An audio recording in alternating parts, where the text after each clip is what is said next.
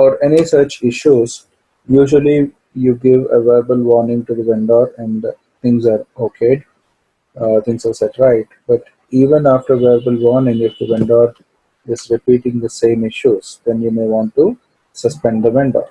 So this particular transaction will be used to specify what type of restrictions or what type of activities will be blocked by the vendor. So default you have 5 types of blockings. Block purchase order will indicate that within a specific purchasing organization or a specific company code or all purchasing organizations and all company codes, a purchase order cannot be created until further notice. Similarly, you can also specify request for quotation and purchase order to be blocked, or quotation, purchase order, goods receipt to be blocked, or total block. Now, if you select total block, then it indicates that all activities, including payments, will be blocked for that vendor. Again, based on the level at which you're going to specify whether it is selected purchasing organization, that is this purchasing organization, or all the purchasing organizations in which this vendor is created, or the selected company code, that is this company code, or all the company codes in which this vendor is created, the function will be blocked.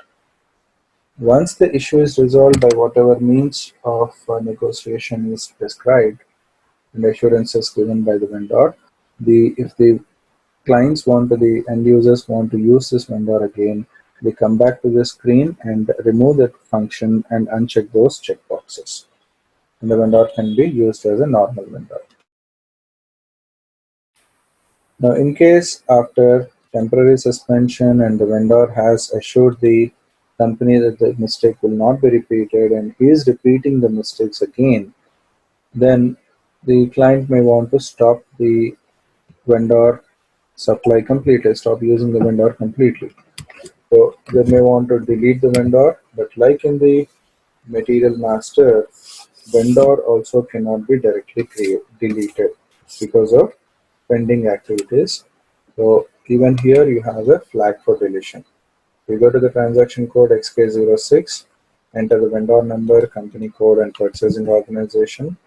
Specify whether you want to delete the vendor from all the areas or only the specified company code and purchasing organization, and what type of data has to be blocked.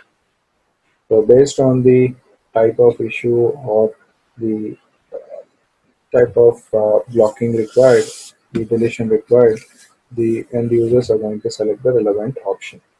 Again, just like the material, if the client wants to reuse the vendor, then they come back to the screen, uncheck the boxes, and they can start using the vendor as a normal vendor. But in case they still want to go ahead and delete the vendor, then they need to ensure that all the pending activities with the vendor are completed in every aspect. The request sent to the support team. The consultant who gets that request will again have to confirm that all the pending activities have indeed been closed. There are no open activities still left for that vendor at any level of the company code or purchasing organization. And then the request will be forwarded to the database team who are going to delete it from the database. Once deleted, that vendor with exactly the same data can never be brought back. Okay. Now, another interesting thing in the SAP system is the use of the account group for creating a vendor. Now, let's say your client has created the account groups based on the credit period. So when this vendor was created, the vendor being new, the credit period for that vendor was about 120 days. Later on, because of the excellent performance of the vendor, the company decides to bring down the credit period to 90 days. Now, because the account groups were created based on the credit period, when the vendor credit period changes from 120 to 90 days, then I need to move the vendor from the 120 account group to the 90 days account group. That means I need to delete the vendor from the existing group and create him again in the new account group. If you remember, the vendor numbers are maintained based on the account group. So when I delete the vendor from the existing account group and create him under the new account group, the system will assign a new number to this vendor. The new number means the vendor will be treated as a new vendor, and the existing data cannot be transferred from one vendor number to another vendor number. So there's going to be a lot of confusion in the system as well as in the end users. So what SAP has done is, instead of creating the vendor again under the new account group, it has allowed for the users to simply change the account group in any such case where the account group has to be changed for a vendor for whatever reason. So you just go to this transaction code XK07, enter the vendor number, and enter the new account group. Pressing enter will show you that the vendor number does not match the number range of the new account group. That's fine. Click on continue here. And now, once you maintain the data as per the new account group and save the data, the system will automatically replace the account group from the old one to the new one. It's as simple as that. However, please remember, account groups are normally not changed in the real time. It's a very rare occurrence. And one very important thing to remember here is the account groups can be changed between groups having the same set of fields. Since I have not made any field selection for these account groups, both the account groups that we created will have the same set of fields. However, if I use a different account group which may have a different set of fields, then the system will not allow me to make this change, because you get this error. You cannot make this change because the new account group results in the following field groups being switched off. Since the new account group, the 0001 account group, does not have all these fields which are already there in VBG2, the system is not allowing me to make this change. Now, if you look at these fields, we have not even maintained any of these fields.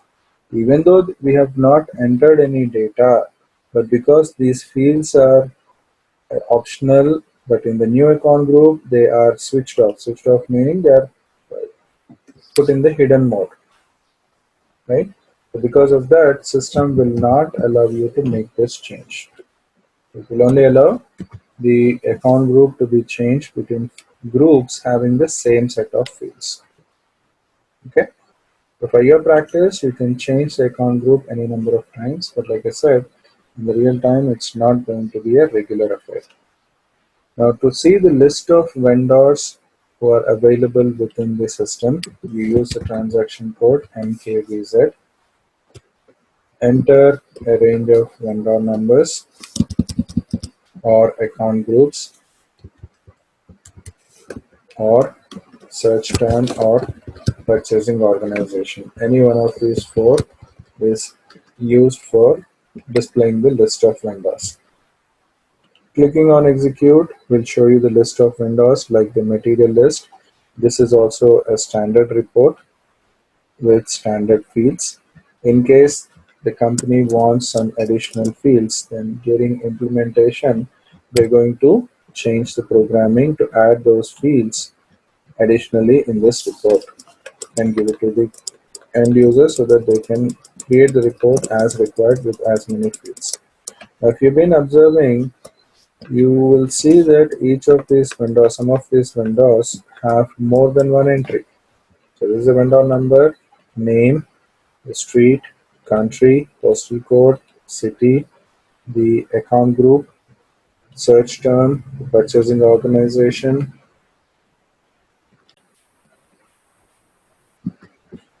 then the payment terms, the info terms, minimum value, currency, and the salesperson. So some of these vendors are repeated more than once. In fact, if I look at the vendors that we created, you'll find that there is only one entry for each of the vendors that we created, right? So here, the four vendors we created have only one entry, whereas some of these vendors have not only more than one entry, in fact, some of them are repeated 5 times. Why is this vendor repeated 5 times, even though all the data seems to be the same? If you observe carefully, the purchasing organization for this vendor is different for each of the entries. So that means when a vendor is created for a new purchasing organization or a different purchasing organization, it will create a new entry in the vendor list. So how do I create this vendor for a new purchasing organization? For that, again, we go back to xk01. Just like we extend a material to a new plant, we're going to extend the vendor to a new purchasing organization. So all I need to do is enter the vendor number, company code, and purchasing organization here, and do not enter anything in the reference field. Okay, you don't even need to specify the account group. Press enter, and it will, sorry, enter the new purchasing organization, and it will directly take you to the purchasing data screen where you can enter the data for the new purchasing organization.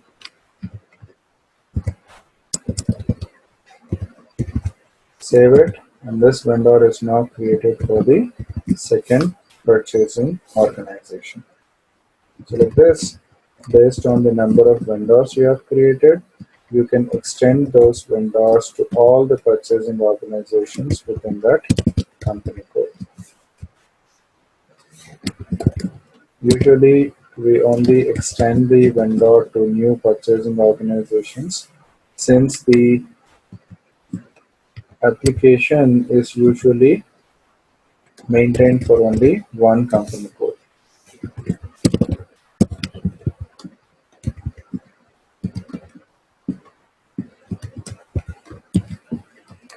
Done.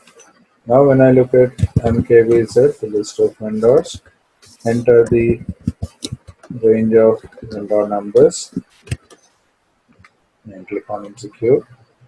Now I'll see our vendors listed twice. Each of the vendors that we created are now have two entries for each of the purchasing organizations.